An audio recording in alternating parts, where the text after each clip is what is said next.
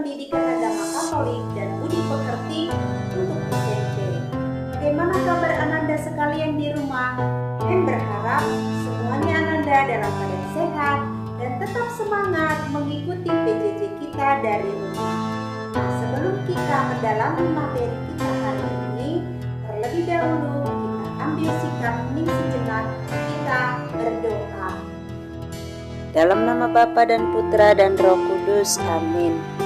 Bapa yang maha baik, puji dan syukur kami haturkan kehadirat-Mu, karena Engkau tak pernah lelah menghimpun kami untuk mendengarkan firman-Mu.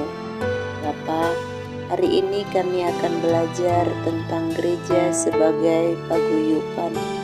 Dampingilah kami agar semakin menyadari akan kehadiran kami sebagai anggota paguyuban gereja. Demi Kristus Tuhan kami, amin. Dalam nama Bapa dan Putra dan Roh Kudus, amin. Setelah kita membuka pembelajaran kita dengan doa pembukaan, kita akan mendalami materi kita hari ini, dan judul kita adalah Gereja sebagai paguyuban. Adapun kompetensi dasar kita dari 3.6 memahami makna gereja sebagai paguyuban umat beriman, dan indikator pencapaian hasil belajar. Pada akhir pembelajaran diharapkan siswa mampu menjelaskan unsur-unsur anggota gereja, menjelaskan peran atau tugas masing-masing anggota gereja, dan menjelaskan makna dan tanggung jawab anggota gereja berdasarkan kitab suci dan juga dokumen Lumen Gentium artikel 9. Gereja merupakan suatu komunio atau paguyuban yang di dalamnya memiliki berbagai aktivitas atau ciri-ciri kehidupan sebagai suatu persekutuan. Nah, berbagai hal dapat dilakukan untuk dapat mengungkapkan pemahaman kita akan gereja sebagai paguyuban. Kita akan mendalami ciri perkumpulan yang disebut sebagai persekutuan atau komunio. Untuk memahami hal tersebut, terlebih dahulu kita nyanyikan lagu yang berjudul Gereja Bagai Bahtera.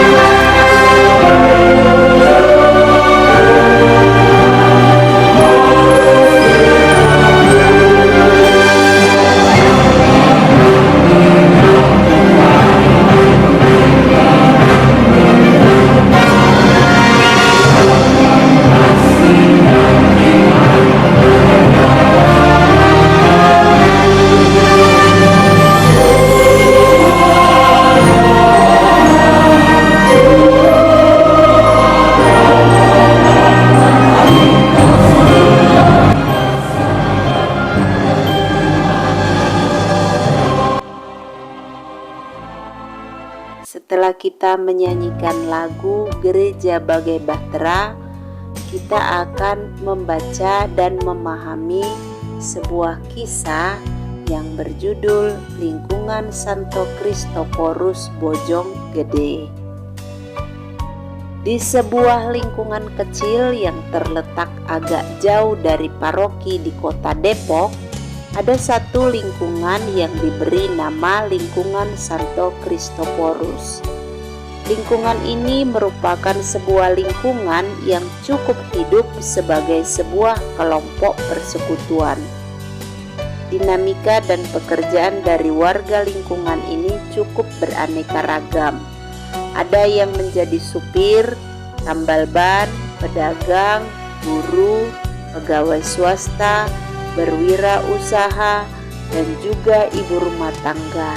Kehidupan warga lingkungan ini tergolong sangat rukun. Kehidupan doa di lingkungan ini cukup teratur. Setiap bulan pasti ada kegiatan doa bersama yang dilaksanakan secara bergiliran dari rumah ke rumah.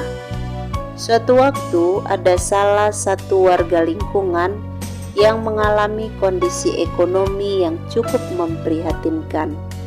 Rumah sudah hampir roboh dan keluarga tidak mampu untuk memperbaiki.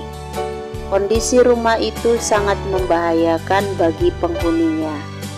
Akhirnya pengurus lingkungan bersama warga berembuk untuk membantu keluarga ini. Dari mulai mencari donatur, mencari bahan bangunan yang masih layak untuk dipergunakan.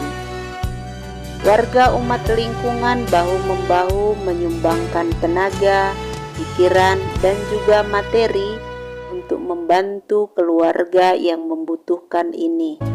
Dari anak-anak, remaja, sampai dengan orang dewasa, semua ikut berperan serta bahu-membahu membantu memperbaiki rumah keluarga ini. Anak-anak membantu mengangkat material dari jalan menuju rumah. Ibu-ibu memasak untuk makan siang warga yang bekerja bakti.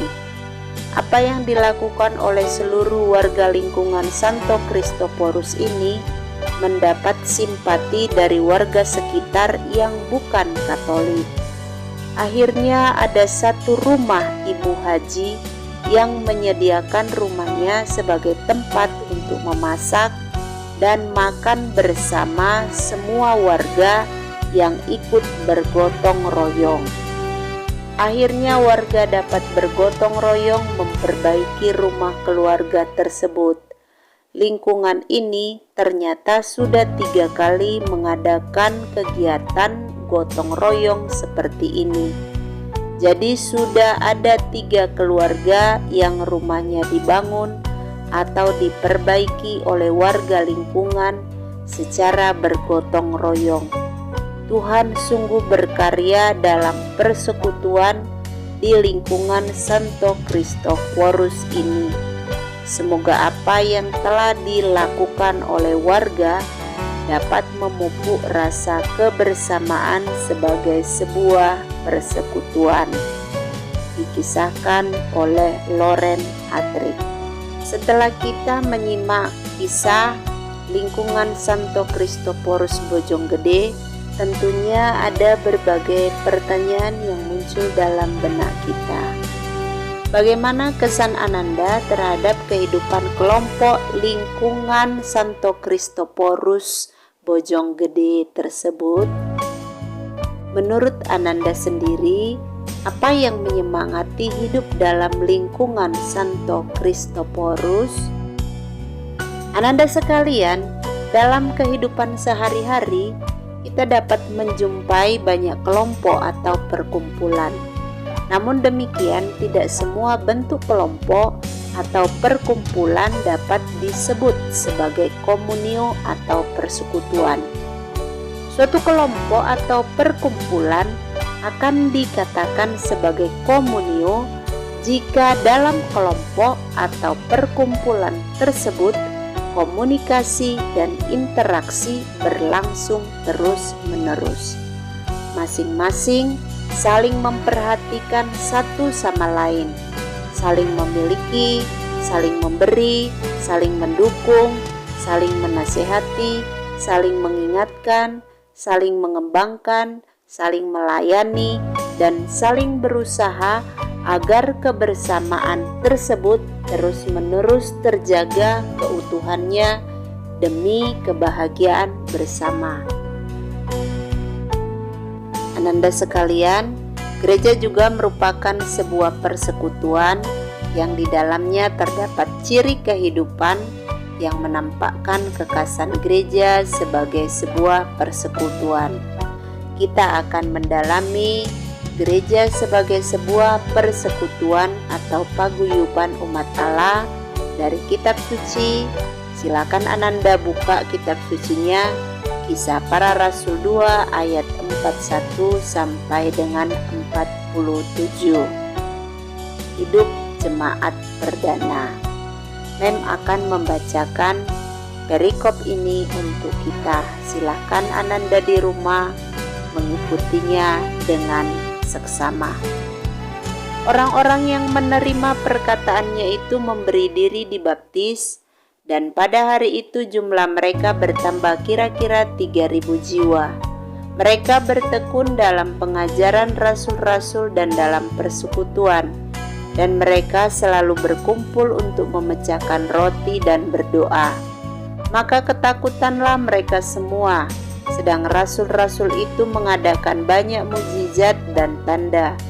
Dan semua orang yang telah menjadi percaya tetap bersatu, dan segala kepunyaan mereka adalah kepunyaan bersama.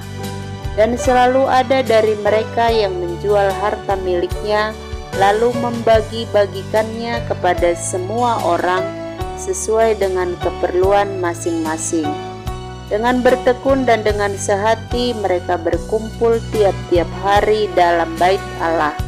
Mereka memecahkan roti di rumah masing-masing secara bergilir dan makan bersama-sama dengan gembira dan dengan tulus hati sambil memuji Allah.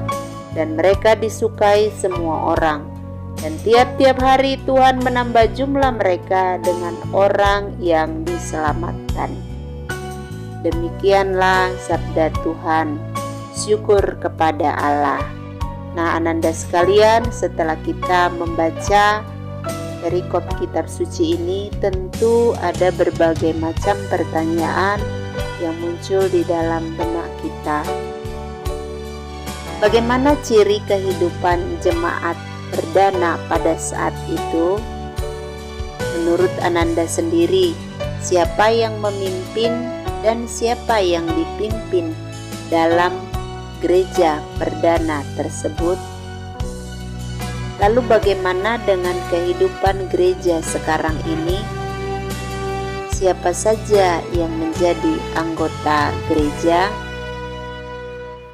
Apa tugas dari masing-masing anggota gereja tersebut? Ananda sekalian, model orang-orang yang berkumpul untuk membentuk persekutuan atau komunio dikisahkan dalam Kisah Para Rasul 2 ayat 41 sampai dengan 47.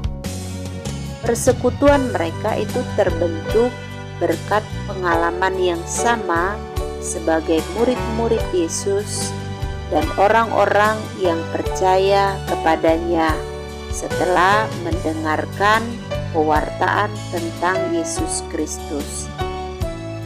Kehidupan persekutuan mereka sangat menarik dan berbeda dibandingkan dengan persekutuan yang ada di sekitar mereka saat itu. Nah, yang menarik dan yang berbeda dari persekutuan atau komunio mereka tersebut adalah mereka selalu hidup dalam persekutuan. Mereka bertekun dalam pengajaran para rasul. Mereka selalu berkumpul untuk memecahkan roti. Mereka berdoa bersama. Segala kepunyaan mereka adalah milik bersama. Satu sama lain saling melayani dan berkorban. selalu hidup dengan gembira dan tulus hati. Mereka juga saling mengenal, memiliki ikatan batin. Mereka memiliki iman yang sama, yaitu kepada Yesus Kristus, dan menjalankan cara hidup yang sesuai dengan kehendak Kristus. Persekutuan mereka itulah yang sering disebut gereja perdana atau gereja awal. Dan mereka adalah cikal bakal gereja yang hingga kini memiliki berbagai unsur keanggotaan gereja. Adapun anggota gereja dengan berbagai tugas dan peran masing-masing antara lain: yang pertama, kaum klerus atau tahbisan, yang terdiri dari episkopat atau uskup, presbiterat atau imam, dan diakonat atau diakon. Tugas utama mereka adalah pelayanan rohani dan menguduskan gereja melalui perayaan-perayaan sakramen. Yang kedua adalah kaum hidup bakti atau biarawan-biarawati, yang terdiri dari tarekat religius dan tarekat sekular. Mereka membaktikan diri untuk mewartakan kabar gembira dalam pelayanan pendidikan, medis, rumah-rumah retret, dan lain-lain. Yang ketiga adalah kaum awam yang mengemban tugas perutusan dalam gereja dan dunia sesuai kehendak Allah, yakni mengelola tata dunia dengan nilai Kristiani. Di antara kaum awam ada yang menikah dan ada yang tidak menikah atau selibat. Nah, untuk melaksanakan tugas sebagai anggota dalam gereja, baiklah jika masing-masing anggota merasa satu dan menjadi satu bagian dalam anggota gereja. Gereja akan menjadi semakin hidup dan lebih hidup jika anggota berperan serta secara aktif sesuai dengan tugas dan peran masing-masing. Demikian diungkapkan oleh Santo Paulus di dalam surat Rasul Paulus kepada jemaat di Roma bab 12 ayat 4 sampai dengan 5. Di sana dikatakan, sebab sama seperti pada satu tubuh kita mempunyai banyak anggota, tetapi tidak semua anggota itu mempunyai tugas yang sama. Demikian juga kita, walaupun banyak, adalah satu tubuh di dalam Kristus, tetapi kita masing-masing adalah anggota yang seorang terhadap yang lain. Demikian juga dalam 1 Korintus 12 ayat 27 diungkapkan kembali oleh Santo Paulus dengan mengatakan bahwa kamu semua adalah tubuh Kristus dan kamu masing-masing adalah anggotanya. Ananda sekalian, setelah kita mendalami materi kita hari ini, gereja sebagai paguyuban, sekarang ambillah sikap hening sejenak, kita refleksikan seluruh pembelajaran yang sudah kita lakukan. Pada hari ini kita telah mempelajari bagaimana jemaat perdana membentuk suatu persekutuan yang berlanjut sampai sekarang. Keberlangsungan gereja sebagai persekutuan itu sangat bergantung pada seluruh anggota gereja sebagai salah satu bagian dalam anggota gereja. Usaha apa saja yang dapat kalian lakukan untuk terlibat dalam persekutuan gereja? Apa yang dapat kalian lakukan untuk mengusahakan sikap saling memperhatikan antar umat dalam gereja? Bagaimana kalian mengusahakan sikap saling mendukung dalam komunitasmu? Nah, renungkanlah refleksi ini, kemudian tulis hasil refleksimu dalam buku catatanmu. Dan untuk menutup pembelajaran kita hari ini, marilah kita siapkan hati, kita berdoa. Dalam nama Bapa dan Putra dan Roh Kudus, amin. Tuhan Yesus, kami memahami bahwa kami adalah anggota-anggota tubuh-Mu yang kudus. Bimbinglah kami ya Tuhan, agar kami dapat mensyukuri karunia yang kami peroleh, sehingga kami dapat menjalankan peran kami masing-masing dengan baik dalam gereja, sekolah, dan masyarakat. Karena hal itu adalah tanggung jawab kami sebagai putra-putri-Mu. Semua ini kami haturkan kehadirat-Mu dalam nama Yesus Tuhan dan Juru Selamat kami. Amin. Dalam nama Bapa dan Putra dan Roh Kudus. Amin. Demikian pembelajaran kita pada hari ini. Kita melanjutkan pembelajaran kita berikutnya.